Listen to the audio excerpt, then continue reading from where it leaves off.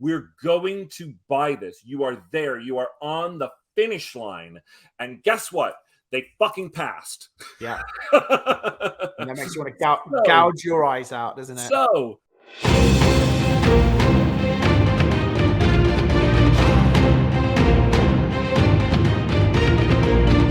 here's a topic that I'll bring up that is something that we were just discussing this morning. We may have touched on this before, so forgive me if we have, and remind me if we have. But it has to do with one of the biggest topics that screenwriters talk about from a business perspective, and that is free work. Oh, yes. Free work comes in many, many forms. And the one that we were discussing this morning is when a buyer, usually a studio, maybe a production company, or network, a streamer, someone like that, manages to not hire you to do a piece of writing that would normally be paid for, by essentially hinting or implying that if you happen to have that item of free work available, then maybe it'd be easier to sell. So, for example, you may have written a TV pilot. You might have a TV pilot. And in theory, you could have written a pilot and you could have written a Bible. This could all be speculative work. You could have all that stuff ready to go to take to a buyer, a network, a streamer, whatever. Likewise, you may have, for a feature pitch, a deck that you'd created that you might want to leave behind in the assisting of pitching or presenting of ideas. And you may have chosen that those items were part of the best way for you to sell as your package, your speculative idea, and that is your choice. That's your choice. Now, the WGA has a saying, which is no writing left behind. And again, I think when it comes to original ideas, I don't think it's about leaving your pitch, but if you had a one-pager, you're like, hey, I know you're going to have to present this to your boss. I've written you out something. I don't think there's a problem with that, with original ideas. I don't think you should ever do that when it comes to open writing assignments when you do not own the property, because they can take those ideas. They can hire another writer and go, you know what? We had a really great series of. I mean, here's the thing. In theory, they can do that anyway. You do it no matter what. In theory, they can do that anyway. But if it's written down in nice font and on a piece of paper, it's easier to do. I mean, here's the problem with no writing left behind, right? It's as much as I 100% support everything. Yeah. I love our union. I do too. Our union. Yeah. And also acknowledge it's imperfect and also imperfect. Yeah. And sometimes we have policies that on the face seem like great ideas. But when you start to break it down, you go, well, wait a minute, no writing left behind. Well, if I have a spec screenplay, I'm certainly leaving that behind. Yeah, of course, exactly. Right? I'm not going to, how am I going to sell it otherwise, right? Totally. So if I have a spec pitch, which basically is the same as a spec screenplay only in pitch form, what's the difference? Totally. If I have a written document that goes along with my pitch, isn't that the same as a spec screenplay? I don't really know why there's a difference. Yeah. So, however, here's where it gets tricky. Yeah. Let's say you didn't decide to do that extra document because you don't feel like the project needs that extra document. In fact, you think your pitch is perfect, or your pilot, as Jake was talking about, is perfect in terms of representing your idea. But then the studio or the buyer asks you, whether directly or indirectly, to do that work. That's the shady line where you start to go, now you, employer, are asking me to do work for you. Without asking you. I kind of become your employee, but an unpaid employee. And that's different than a self-employed person trying to procure work. Now, all of a sudden, there's supposed to be a give and take here, only I'm not getting. And it starts to get gray. But here's the thing. And this is again, one of the hardest parts of being, I think, a screenwriter, whether it's being self-employed, TV writer, being self-employed. you got to get work. And sometimes getting work means going above and beyond what is necessarily required. If a network or a streamer said to you, Jake, hey, I love your pilot. We think it's great. But I'll tell you, I can't bring this to my boss without a Bible. So I'm just letting you know that, as great as your pilot is, without a Bible, I can't buy it. Now, I haven't directly said to you, Jake, go and write a will Bible. you please write a Bible for me? Yeah. So the question is, Jake, what are you going to do? And ultimately, I think each writer needs to take that own decision under their own advisement. I agree. So as you said, we got to get work. However, let's also bear in mind that if you do that, you're starting to set a standard that if they ask you to do it, people will do it. And, someone might say, if we had a Bible, it'd be really good. We've had a ton of writers do that for us lately, and they've all, and their things have sold. Mm-hmm. And they wouldn't be lying. Correct. However, of course, it is your own work. You can take that Bible anywhere you want. That's right. You can take, and you've now got that work. That work is yours. And you know what? If it doesn't sell this time around, in 5 years' time, you still have that Bible. You could be in a meeting and someone say, oh, I'm looking for this sound. So you go, well, it's funny you say that because I've got a script and a Bible that is that. Right. So I am of the belief, and I genuinely believe this, and I say this a lot, that there is no such thing as wasted work. But it does get into a very, very difficult area. Becomes a gray area. I think part of the, the reality is, as writers, we are always hustling to find our next job. And there are far more unemployed writers than employed writers at any given time. That's just the reality. Yeah.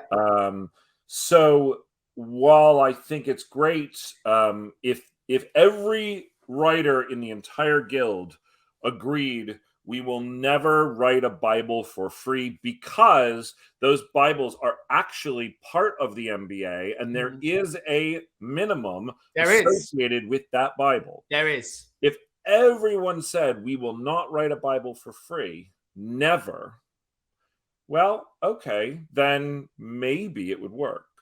But here's the problem. You can't tell a writer who wants to spec their own Bible not to spec their own Bible. Totally. If they think that the way that they're going to sell their show is through having a Bible and that they could attract a director and an actor and a producer all through this Bible, well, then great.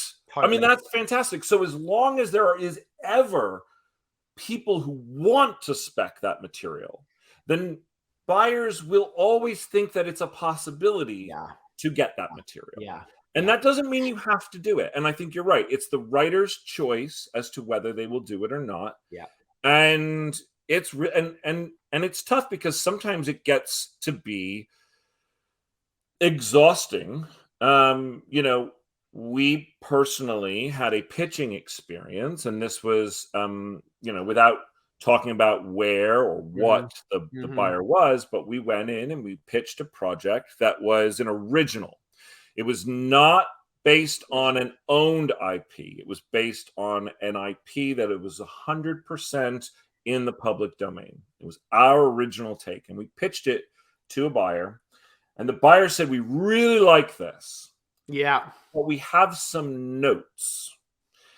Now, this is actually, I think this is the only time we've ever had this happen from a buyer. Yeah. But it did. And the buyer said, I have some notes. I can't buy this from you in this form. It's not there yet. But if you're interested in what I have to say and you wanted to come back, I'd 100% be open to hearing you again. Now that's a little like, okay, well, what do you do in that situation? Now, granted, he hasn't told us to do anything.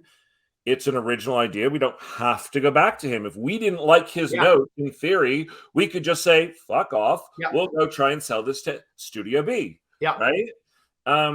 But it would have been a real layup at this particular place. And it would have been the kind of the perfect thing. And this is the power play, and this is where it becomes hard. He's just whet our appetite. He's just kind of dangled a carrot saying, I might buy this. I could buy it, but you're going to have to do a little more work. And here's the thing. That happened 3 times. 3 times, to the point where by the 3rd time we said, enough is enough. We're good. And we had to walk away. And it was really a shame, because we got the feeling that it just was never going to happen. And enough of the project, it was never going to change to the point where it couldn't have changed in draft. And that was that is the most frustrating part sometimes about when these people ask you to do free work, especially on a pitch. A script is a whole thing in and of itself. But let's say you're buying a script. Well, the script may not be perfect. You know, when you buy a script, that you will be able to give notes, and that you will have those writers do a draft based on your feedback. But what you're buying is the script as it currently stands. No studio would ever ask you to do notes on your spec script before they buy it. They might pass, and then you may hear back channeled why they passed, and you may decide to make those changes and go back to them, although it's never happened to us before. But with a pitch, they should know the same thing. You buy a pitch, you know the basics. You know the main plot, you know the main characters, you know everything. If you trust us as writers, you will understand that we can deliver your notes in script form. Our job is to write a screenplay. Now, the funny thing is, we did actually have this happen once on an IP that we didn't own. And man, was that frustrating. And that was earlier on in our career. And I have to say, one of those pitches that we did based on this feedback, I was in Scotland. That's right. And we have bent over backwards. And it's difficult to say no. It was a major studio. It was a major producer. It was a major project. And we were led to believe that we were this close, that if we could solve this one answer, they would buy it from us. And it's funny, because we've recently had an experience about producers and studios, or producers and actors, not wanting to jeopardize relationships. And oftentimes the writer gets kind of caught in the middle of this. So, for example, the studio thing that you were talking about last time, well, I know this producer was working with them on another project. And it was presented to us by a member of our team that perhaps the studio didn't want to say no to the producer. Just because this project wasn't for them, but they didn't want to say no. So they were basically blaming us for the fact that we couldn't solve their problem. You know, we got stuck in the middle, and man, did we do a lot of work.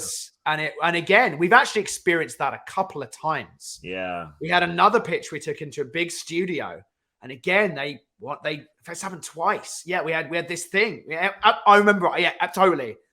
I'm just remembering the exact series of events. It's exactly that.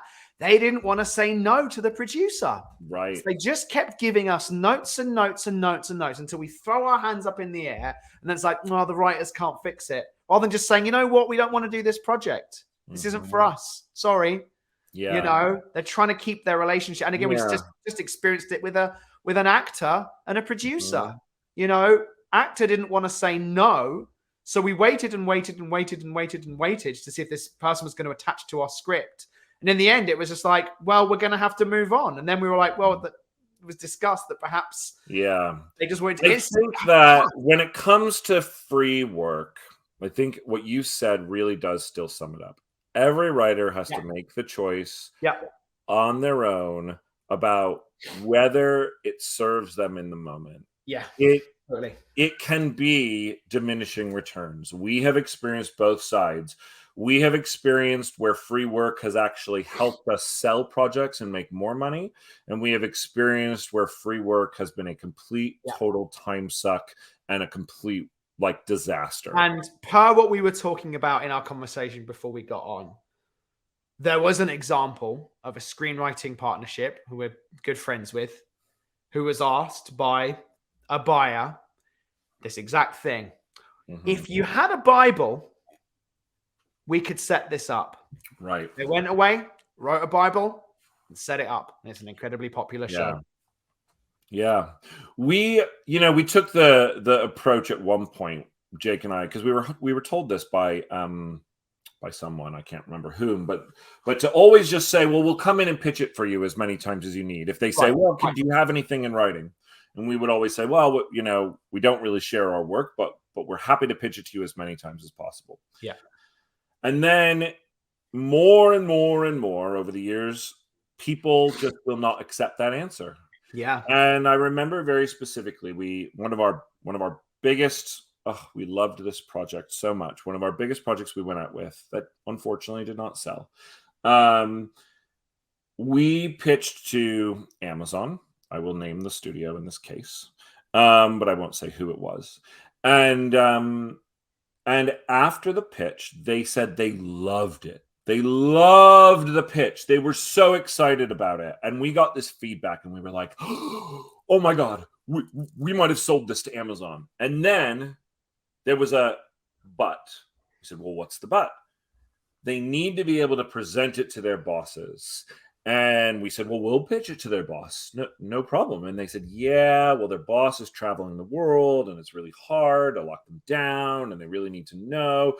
Could you write up a document, just kind of just saying what you said in your pitch, but like in 2 pages, which by the way is like almost impossible. And we're like, oh, okay. Because we really thought we had sold this. And we sent it into the producer. We got fucking notes back. I know. On the document. Not only that, we sent it to the studio and we got notes back on the document from the studio that was free work, but it was all under the guise of, we're going to buy this. You are there. You are on the finish line. And guess what? They fucking passed. Yeah. And that makes you want to gouge your eyes out, doesn't it? So this is where you're at in screenwriting. Yeah. Free work doesn't guarantee anything. Yeah. And it also can help. And you do your best to navigate it. Yeah. I think on a spec of any kind, a spec pitch or a spec script, personally, I say you do whatever the fuck you think you have to do to get that thing sold. Sure. IP is a different story, and you got to just decide that on your own. How passionate are you about the project, and are you willing to go down that road? I hear you.